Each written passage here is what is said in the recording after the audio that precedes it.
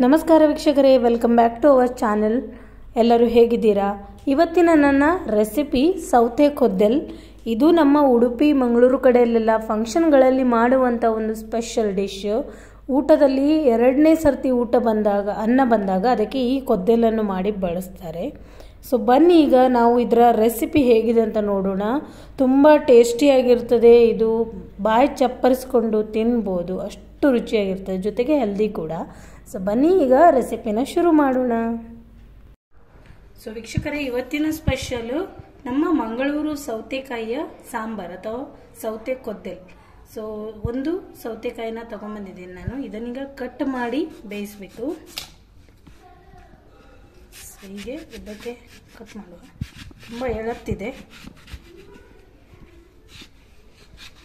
ಇದು ಫಂಕ್ಷನ್ಗಳಲ್ಲೆಲ್ಲ ಮಾಡ್ತಾರೆ ಹಾಗೂ ತುಂಬ ರುಚಿಕರವಾಗಿರ್ತದೆ.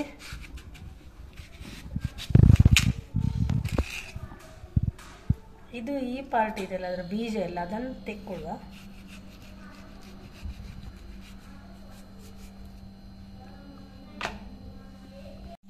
ಈಗ ಬೀಜ ತೆಗೆದಾದ್ಮೇಲೆ ಈ ರೀತಿ ಒಂದು ಸೀಳು ಹಾಕಿ ಮೀಡಿಯಂ ಸೈಜ್ನ ತುಂಡುಗಳನ್ನು ಮಾಡಿಕೊಳ್ಳುವ.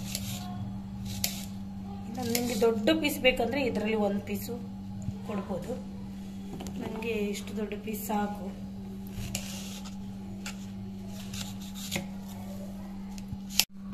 ನೋಡಿ ವೀಕ್ಷಕರೇ, ನಮ್ಮ ಮಂಗಳೂರು ಸೌತೆಕಾಯಿಯನ್ನು ಈ ರೀತಿ ಕಟ್ ಮಾಡಿ ಇಟ್ಕೊಂಡಾಯ್ತು. ಈಗ ನಾವು ಇದನ್ನು ಸ್ವಲ್ಪ ನೀರಲ್ಲಿ ಬೇಯಿಸ್ಕೊಳ್ಳುವ. ಈಗ ನಾವು ಕಟ್ ಮಾಡಿ ಇಟ್ಟಂತ ಈ ಸೌತೆಕಾಯಿನ ಬೇಯಿಸ್ಕೊಳ್ಬೇಕು. ಸೊ ನಾನು ಕಡಾಯಿನ ಬಿಸಿಯಲ್ಲಿ ಇಟ್ಟಿದ್ದೇನೆ, ಗ್ಯಾಸ್ ಆನ್ ಇದೆ. ಸ್ವಲ್ಪ ನೀರು ಹಾಕ್ತಾ ಇದ್ದೇನೆ. ಇದರಲ್ಲಿ ಈ ಸೌತೆ ಹೋಳುಗಳನ್ನು ಹಾಕೊಳ್ಳುವ.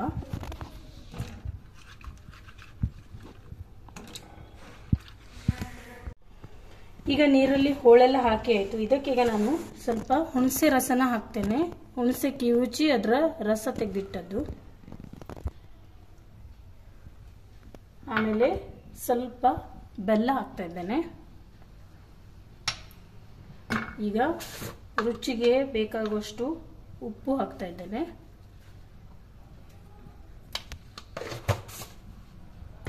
ಆಮೇಲೆ ಒಂಚೂರು ಎಣ್ಣೆ, ತೆಂಗಿನ ಎಣ್ಣೆ ಹಾಕ್ತಾ ಇದ್ದೇನೆ. ಇದು ಗಟ್ಟಿಯಾಗಿದೆ.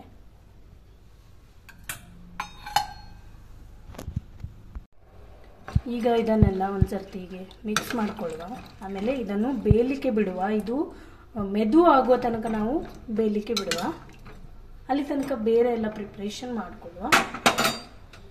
ಸೊ ಮುಚ್ಚಿಟ್ಟು ಬೇಯಿಸುವ. ಈಗ ಕಡಾಯಿಯನ್ನು ಬಿಸಿಯಲ್ಲಿ ಇಟ್ಟಿದೆ. ಈಗ ಸ್ವಲ್ಪ ಎಣ್ಣೆ, ತೆಂಗಿನ ಎಣ್ಣೆ, ಕೊತ್ತಂಬರಿ ಬೀಜನ ಹಾಕುವ. 1 ಟೇಬಲ್ ಸ್ಪೂನ್ ಅಷ್ಟು ಜೀರಿಗೆ. ಈಗ ಇದಕ್ಕೆ ಚೂರು ಉದ್ದಿನಬೇಳೆ, ಚೂರು ಕಡಲೆಬೇಳೆ, ಆನಂತರ ಸ್ವಲ್ಪ ಇದನ್ನು ಈ ರೀತಿ ಫ್ರೈ ಮಾಡುವ. ಈಗ ಇದಕ್ಕೆ ಕರಿಬೇವಿನ ಎಲೆ,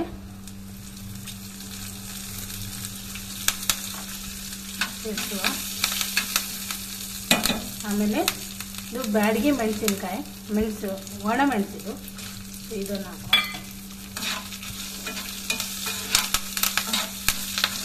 ಇದು ಒಳ್ಳೆ ಫ್ರೈ ಆಗಲಿ.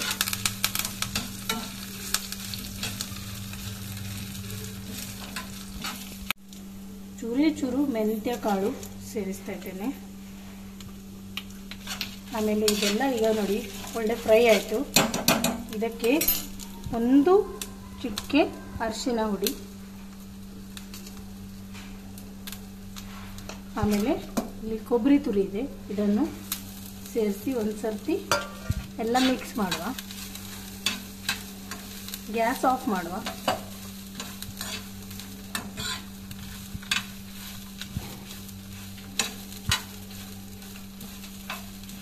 ಈಗ ಇದು ತಣಿಬೇಕು, ನಂತರವೇ ನಾವು ಮಿಕ್ಸಿಯಲ್ಲಿ ಗ್ರೈಂಡ್ ಮಾಡ್ಬೋದು.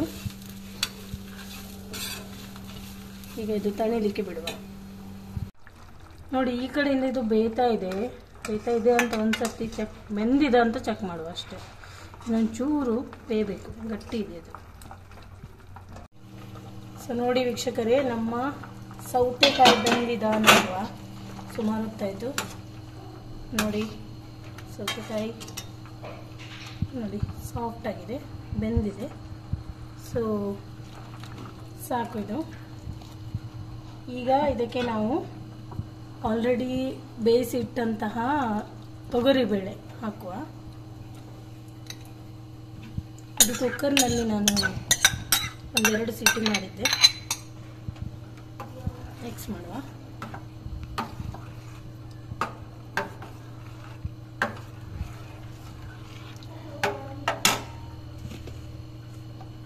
ಈಗ ರುಬ್ಬಿಟ್ಟಂತ ಮಸಾಲೆನ ಹಾಕುವ. ಈ ಮಸಾಲೆಯ ಪರಿಮಳನೇ ಒಂದು ಮಜಾ ಕೊಡುತ್ತೆ ಈ ಡಿಶ್ಶಿಗೆ. ಒಳ್ಳೆ ಘಮ ಪರಿಮಳ ಬರ್ತದೆ. ಈಗ ಮಸಾಲೆ ನೀರು ಕೂಡ ಹಾಕ್ತಾ ಇದ್ದೇನೆ. ಚಂದ ಮಾಡಿ ಬೆರೆಸುವ. ನೋಡಿ ಕಲರ್ ಎಷ್ಟು ಚಂದ ಬಂತು. ನಾವು ಬ್ಯಾಡಗಿ ಮೆಣಸಿನ್ಕಾಯಿ ಹಾಕ್ತೇವಲ್ವಾ, ಹಾಗಾಗಿ ಈ ಒಳ್ಳೆ ಕಲರ್ ಬರ್ತದೆ. ಮತ್ತು ಈ ಕೊದ್ದೆಲ್ನಲ್ಲಿ ನಿಮಗೆ ಸಿಹಿ, ಹುಳಿ, ಖಾರ ಎಲ್ಲ ಫ್ಲೇವರ್ ಒಟ್ಟಿಗೆ ಸಿಗ್ತದೆ. ನಾವು ಟೊಮ್ಯಾಟೊ ಇದೆಲ್ಲ ಏನು ಹಾಕೋದಿಲ್ಲ. ಆಮೇಲೆ ಈರುಳ್ಳಿ, ಬೆಳ್ಳುಳ್ಳಿ ಇದೆಲ್ಲ ಏನು ಯೂಸ್ ಮಾಡದೆ ಇದನ್ನು ದೇವರ ನೈವೇದ್ಯಕ್ಕೆ ಸಹ ನಾವು ಅಂದರೆ ನಮ್ಮ ಊರಿನಲ್ಲೆಲ್ಲ ಇಡ್ತಾರೆ ಇದನ್ನು. ಸೊ ಇದಕ್ಕೆ ನೀರುಳ್ಳಿ, ಬೆಳ್ಳುಳ್ಳಿ ಎಲ್ಲ ಹಾಕೋದಿಲ್ಲ. ಶುರುವಾತಲ್ಲಿ ನಾನು ಉಪ್ಪು ಹಾಕಿದ್ದೇನೆ, ಅದು ನನಗೆ ಕಡಿಮೆ ಆಗ್ಬೋದು ಅಂತ ಅನಿಸ್ತಾ ಇದೆ. ಸೊ ಇನ್ನೊಂಚೂರು ಸೇರಿಸಿದೆ.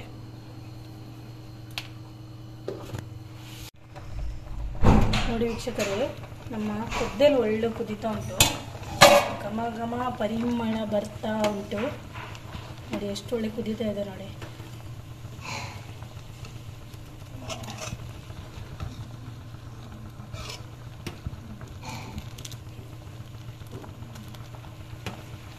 ಇದು ಇಲ್ಲಿ ಕುದೀತಾ ಇದ್ದಾಗೆ ನಾವು ಗ್ಯಾಸ್ ಸ್ಲೋ ಮಾಡೋ ಸ್ವಲ್ಪ.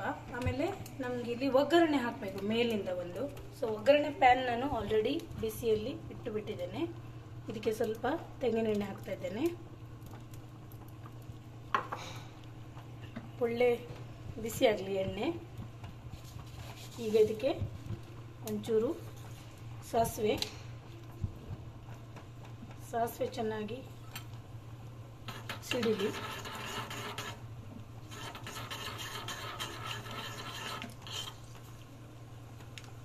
ನಾವಿದು ತೆಂಗಿನ ಎಣ್ಣೆಯಲ್ಲೇ ಮಾಡ್ತೇವಲ್ವಾ, ಹಾಗಾಗಿ ಇದು ಒಳ್ಳೆ ರುಚಿ, ಪರಿಮಳ ಎಲ್ಲ ಕೊಡುತ್ತದೆ. ಇದೀಗ ನೋಡಿ ಸಿಡಿತಾ ಇದೆ ಸಾಸಿವೆ. ಇದಕ್ಕೆ ಒಂದು ಕರಿಬೇವನ್ನು, ಎಳೆಯನ್ನು ಹಾಕುವ, ಸ್ವಲ್ಪ ಎಲೆಗಳನ್ನು. ಆಮೇಲೆ ಒಂದು ಕೆಂಪು ಮೆಣಸನ್ನು ಈ ರೀತಿ ತುಂಡು ಮಾಡಿ ಹಾಕುವ. ಈಗ ಒಗ್ಗರಣೆ ರೆಡಿ ಆಯಿತು. ಇಂಗು ಬೇಕಿದ್ರೆ ಇಂಗು ಸಹ ಸೇರಿಸ್ಬೋದು. ಈಗ ಇದನ್ನು ಸಾಂಬಾರ್ ಮೇಲೆ ಹಾಕುವ. ನೋಡಿ ಎಷ್ಟು ಪರಿಮಳ ಬರ್ತಾ ಇದೆ. ಸೊ ನೋಡಿದ್ರಲ್ಲ ವೀಕ್ಷಕರೇ, ನೀವು ಕೂಡ ಈ ಸೌತೆ ಹುಳಿ ಅಥವಾ ಸೌತೆ ಕೊದ್ದಲ್ನ ಒಮ್ಮೆ ಮಾಡಿ ಟ್ರೈ ಮಾಡಿ, ತುಂಬ ಚೆನ್ನಾಗಿರ್ತದೆ. ನಮ್ಮ ರೆಸಿಪಿ ಇಷ್ಟ ಆಗಿದ್ದರೆ ಲೈಕ್, ಶೇರ್, ಕಮೆಂಟ್ ಮಾಡಿ ಹಾಗೂ ಚಾನೆಲ್ನ ಸಬ್ಸ್ಕ್ರೈಬ್ ಮಾಡೋದನ್ನು ಮರಿಬೇಡಿ. Take care, bye bye. Thank you for watching.